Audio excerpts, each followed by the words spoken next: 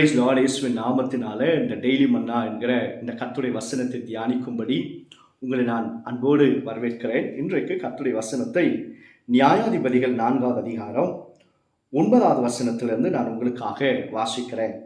அதற்கு அவள், நான் உன்னோடு கூட நிச்சயமாய் வருவேன், ஆனாலும் நீ போகிற பிரயாணத்தில் உண்டாகிற மேன்மை உனக்கு கிடையாது. கர்த்தர் சிசராவை ஒரு ஸ்திரீயின் கையில் ஒப்பு கொடுப்பார் என்று சொல்லி தெபொராள் எழும்பி பாராக்கோடு கூட கேதேசுக்கு போனாள் என்பதாக வேதத்தில் எழுதப்பட்டிருக்கு.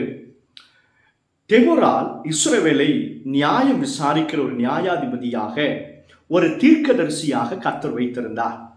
நீங்க முதல் வசனத்திலிருந்து 4வது அதிகாரத்தை நீங்க வாசிச்சு பார்த்தீங்க அப்படின்னா, இஸ்ரவேல் ஜனங்களை கானானிய 20 வருஷமாக கொடுமைப்படுத்திக் கொண்டிருந்தார்களா. யாவீன் என்கிற ராஜா கிட்டத்தட்ட 20 ஆண்டுகள் அவர்களை கொடுமைப்படுத்திக் கொண்டிருந்தார். அவனை சேர்ந்தவன் தான் சிசரா. இவன் எழும்பி இஸ்ரவேலுக்கு விரோதமாய் வரும் பொழுது கர்த்தர் தெபொராளோடு கூட பேசி, தெபொராள் யுத்தத்துக்காக ஆயத்தமாகி போகிறாள். அவள் போகும்போது பாராக்கோடு கூட அவர் சொல்லுகிறான், நீதான் யுத்தம் செய்ய போகிற, நீதான் யுத்த களத்தில் போய் இஸ்ரவேல் ஜனங்களுக்காக யுத்தம் பண்ண போகிறேன்னு சொல்லும் பொழுது அவன் சொல்லுகிறான், பாராக் சொல்லுகிறான், ஐயோ நான் போக மாட்டேன், நீ என் கூட வந்தாதான். தெபொராளை நோக்கி சொல்லுகிறாரு, நீங்க என் கூட வந்தாதான் நான் போவேன், இல்லைன்னா போக மாட்டேன் அப்படின்னு சொல்லுகிறான். அவன் முழுவதுமாக தீர்க்கதரிசியை சார்ந்திருக்கிறார். It totally depending on the prophet Deborah, not on God.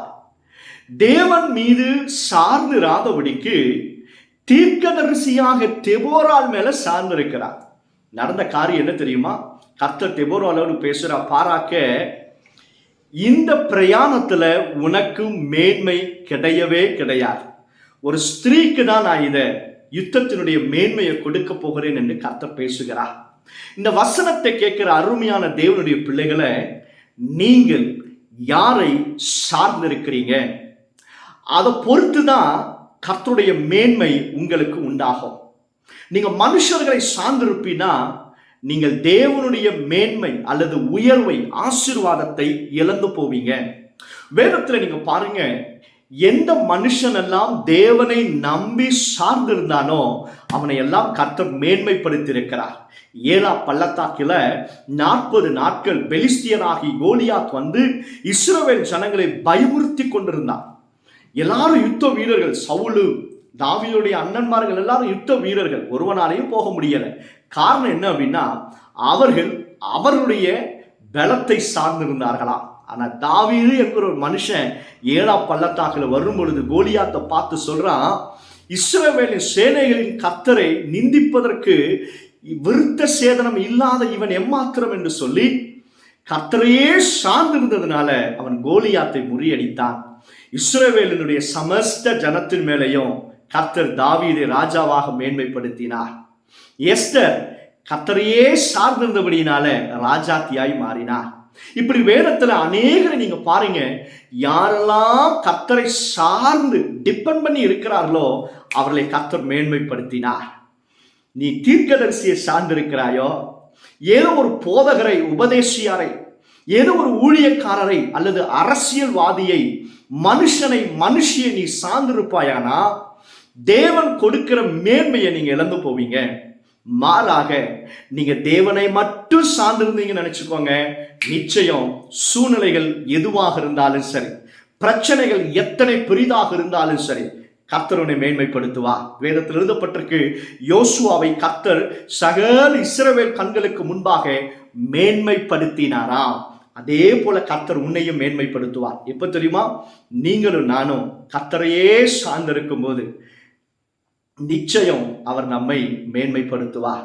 நீங்க கர்த்தரை இருந்தீங்கன்னா அதுக்கு என்ன அர்த்தம் அப்படின்னா, ஆண்டவர் மேலேயே நம்பிக்கை கொண்டிருக்கிறது. அவ்வளவுதான். ஆண்டவரே, என்ன இருந்தாலும் என்ன இல்லைன்னாலும், நான் என்ன பெற்றுக்கொண்டாலும் என்ன இழந்து போனாலும் உங்களை தான்ப்பா நான் பற்றிக்கொள்வேன், உங்களை தான்ப்பா நான் சார்ந்து நிற்பேன் அப்படின்னு சொல்லி அந்த நம்பிக்கையோடு நீங்க இருந்தீங்கன்னா அதுதான் கர்த்தரை சார்ந்து இருக்கிறது. நிச்சயம் உங்க முகம் வெட்கப்பட்டு போகாது. கர்த்தர் உங்களை மேன்மைப்படுத்துவார். கையை வைத்து ஆமென் சொல்லிடுங்களேன்.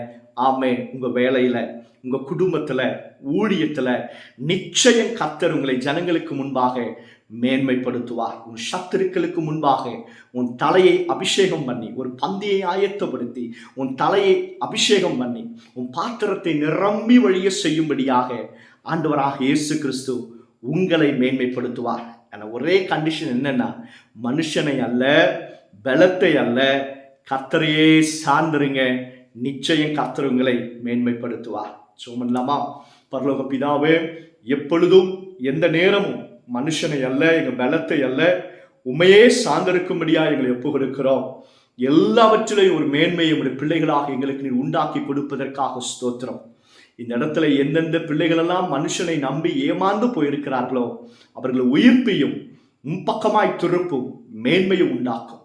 இயேசுவின் நாமத்தினாலே ஜெபிக்கிறோம் பிதாவே. ஆமென், ஆமென். God bless you. God bless you all.